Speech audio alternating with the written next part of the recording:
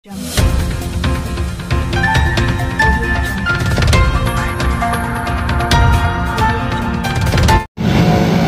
आम्ही माननीय जिल्हा अधिकारी साहेब तथा जिल्हा दंडाधिकारी छत्रपती संभाजीनगर या ठिकाणी मी अमरण उपोषणासाठी बसलेला आहे।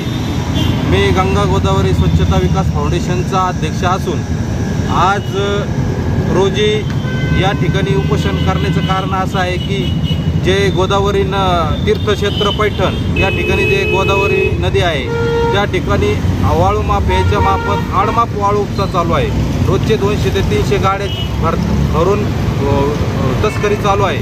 तर त्याविषयी तहसीलदार सारंग चव्हाण, पोलीस निरीक्षक संजय देशमुख साहेब व इतर अधिकारी कुठल्याही प्रकारची कारवाई करीत नाही। मी 112 नंबरला फोन केले की साहेब इथं वाळूची तस्करी चालू आहे तरी ते कारवाई करीत नाही। यासाठी मी आज रोजी जिल्हाधिकारी साहेबांना निवेदन देऊन या ठिकाणी अमरण उपोषणाला बसलो आहे का संबंधित अधिकारी व वाळू तस्करावर कठोर कारवाई करावी, जेणेकरून उद्या गोदावरी नदी पात्र हे वाचलं पाहिजे।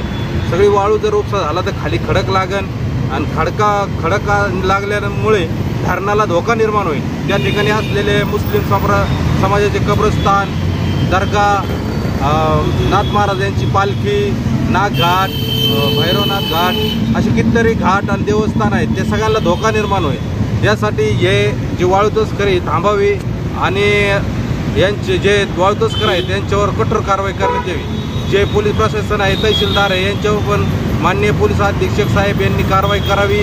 माननीय जिल्हा दंडाधिकारी तथा जिल्हा अधिकारी साहेब यांनी पण त्यांच्यावर कारवाई करावी। हा व्हिडिओ जर माननीय मुख्यमंत्री एकनाथ शिंदे साहेब, उपमुख्यमंत्री देवेंद्र फडणवीस, उपमुख्यमंत्री अजित पवार हे बघत असतील तर त्यांनी तीर्थक्षेत्र पैठण या ठिकाणी लक्ष घालावे। जे गोदावरी नदी पात्रामधून आडमाप वाळू उपसा चालू आहे हा त्वरित बंद करावा, यांच्यावर कठोर कारवाई करावी।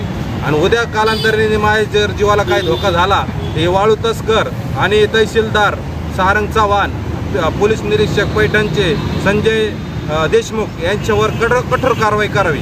आणि माझ्या मृत्यू जबाबदार हे राहतील पोलीस अधिकारी आणि तहसीलदार। आणि या ठिकाणी जे पैठणमध्ये वाळू तस्कर आहेत हे अतिशय नंगाड, दादागिरी आणि एकदम पैशावाले आहेत। हे कितीतरी पत्रकार लोकांनी मारहाण केलेली आहे, दमबाजी केलेली आहे। त्यामुळे पैठणचे पत्रकार हे कोणत्याही प्रकारची कारवाई करत नाही यांना भिवून।